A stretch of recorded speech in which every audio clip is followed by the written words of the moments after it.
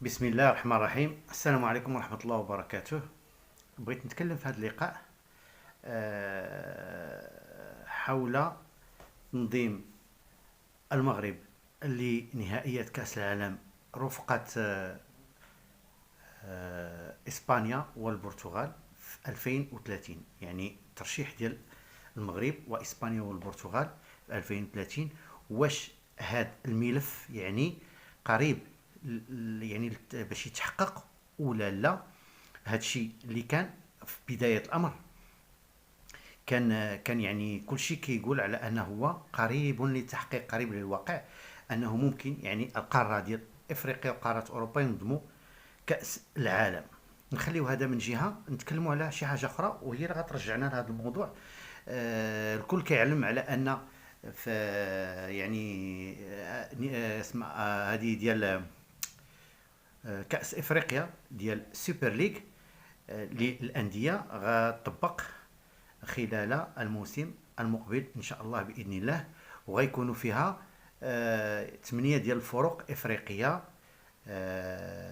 اللي يعني المصنفة يعني ضمن الثمانية الأوائل، من بينهم بالنسبة للدول العربية هي الأهلي المصري، الوداد البيضاوي، والترجي التونسي. لا غير، كاينه ماميلودي سان داونز، كاينه تي بي مازيمبي، كاينه سيمبا التنزاني، كاين مجموعه يعني من الفرق اللي غتشارك في هاد الدوري سوبر ليغ، اللي كل كيعلم على ان اوروبا رفضات يتم هاد الدوري هذا. اللي الملفت للنظر في هذا الدوري هذا هو ان الجائزه ديالو مهمه وقيمه جدا، لانها كتوصل ل 11 ديال المليون ديال الدولار. 11 مليون ديال الدولار اللي تنقولوا حنايا راه مبلغ كبير ما كيجمعوا غير الفم. فالجوائز مهمه وبالتالي غتكون تنافسيه مهمه فيه. اللي حصل مؤخرا او اللي يعني يروج مؤخرا هو على ان يعني احتضان او يعني تمويل هاد الدوري الاوروبا ليغ، عفوا ديال الدوري سوبر ليغ الافريقي. دخل الاتحاد الاسيوي لكرة القدم، بغى يمول ويعني يسبونسوريزي هاد الدوري هذا، وبغى يتبناه وعطى القيمة باش أنه يقوم بتبني هذا الدوري. بغى يعطي واحد القيمة المالية الإجمالية لهذا الدوري وهي 200 مليون دولار. 200 مليون دولار فعلا لهذا الدوري. بغى يدخل الاتحاد الاسيوي، بغى يدخل افريقيا، بغى يمول هذا الدوري سوبر ليغ الافريقي. وفعلا كانوا اتصالات مؤخرا بين يعني الكاف والاتحاد الاسيوي اللي كيترأسوا السعوديه. كان اتفاقيات في شتى ديال المجالات، ومن بينهم هذا يعني هذا الدوري سوبر ليغ. الكل كيعرف على ان 200 مليون ديال الدولار ماشي مبلغ بسيط. حنا كنقولوا من 11 مليون دولار حتى ل 200 مليون دولار باش تبنى هذا الدوري هذا. ولكن اللي ما كنعرفوش شنو هو ماذا وراء هذا الاتفاق اللي غيدار ما بين الكاف والاتحاد الاسيوي برئاسه المملكه العربيه السعوديه. غتقولوا لي كنتي كتكلم على ترشيح كاس العالم المغرب اسبانيا البرتغال، مشيتينا السوبر ليغ والسعوديه. فعلا، لان السعوديه بطبيعه الحال كتنوي ترشح الى نهائيات كاس العالم. مبدئيا كانت هي واليونان ومصر، ولكن كاين بعض الاقاويل كتقول غترشح السعوديه وتركيا واليونان، يعني مصر ما كنظنش غترشح معها. عفوا، ولكن مازال ما كاين شي حاجه مؤكده من ناحيه الدول اللي غتنظم ترشح لتنظيم كاس العالم الى جانب السعوديه واليونان، يا اما تركيا يا اما مصر.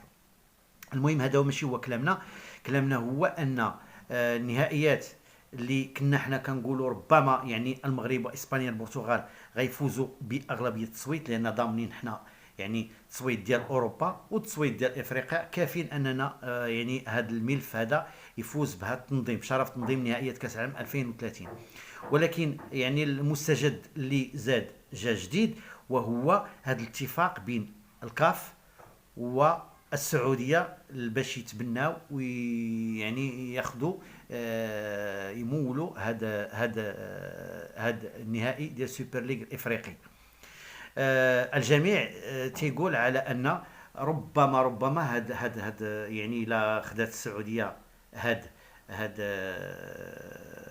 السوبر ليغ الافريقي، فغيمشي على حساب تنظيم نهائيات كأس العالم 2030 اللي فيها بطبيعة الحال مرشحين المغرب والبرتغال وإسبانيا، إلى جانب الملف الأمريكي اللاتيني الباراغواي الأوروغواي الشيلي والأرجنتين.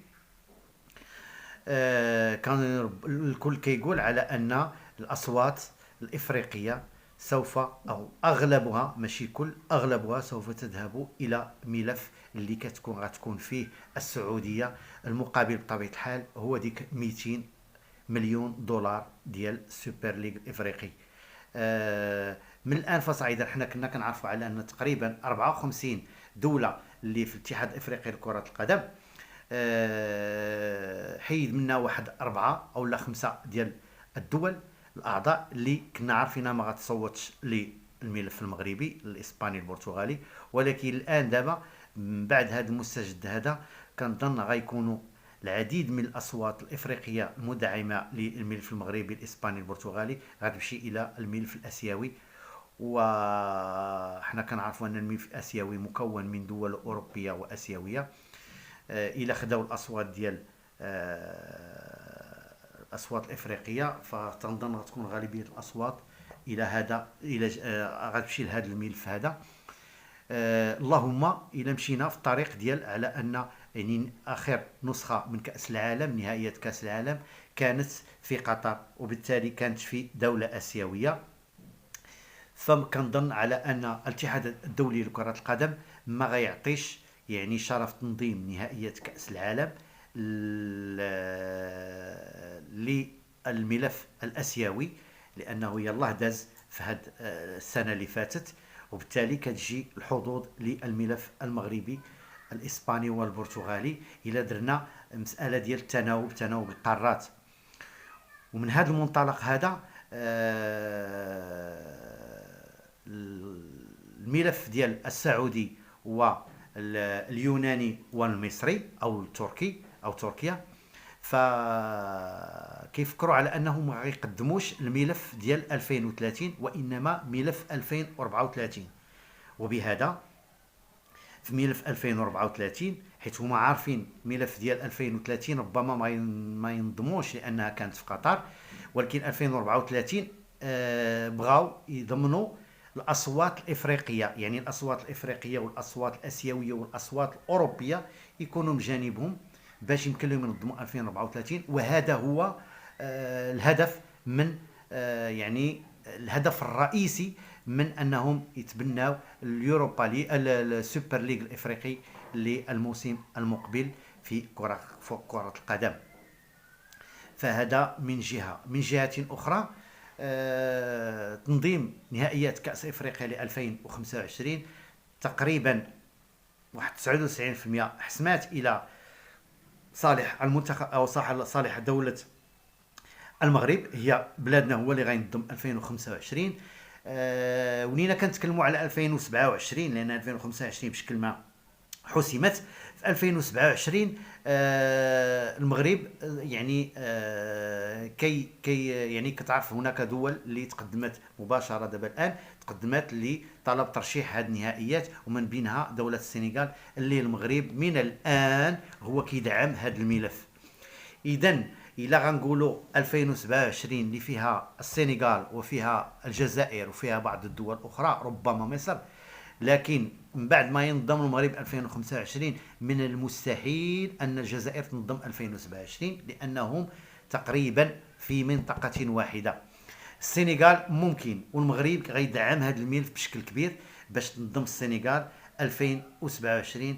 اما الجزائر عليها تنتظر واحد 3 أو 4 دورات باش يمكن لها تنظم نهائيات كأس إفريقيا. إذا نهائيات كأس إفريقيا 2025 في المغرب، 2027 غتكون في السنغال، و2029 غنشوفوا فين غتكون، واش في الجزائر او لا في دوله اخرى. الجزائر في الاعلام ديالهم الان تيقول لك حنا من الاحسن ما ننظموش 2025 لانه اصلا ما غينظموهاش، ولكن ولا تيقول لك ما ننظموهاش، ننظموا 2027 لانها مؤهله الى المونديال، وحتى 2027 ما غتنظمهاش الجزائر.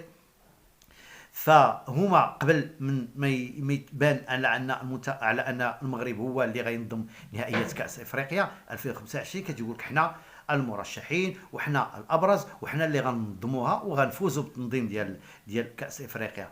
وبشويه بشويه ولاو تيشوفوا على ان الحظوظ ديالهم غدا وكتضعف غدا وكتنقص، ولاو تيقولوا دابا منين عرفوا على انها واحد 90 99% ان المغرب هو اللي غينظم، ولا تيقول لك مساله فيها الكواليس، وحنا دابا ما اصلا ما بغيناش ننظموا 2025، ما بغيناهاش، ما فيهاش يعني الاهم هي 2027. دابا ولات الاهم هي 2027 ما بقاتش 2025.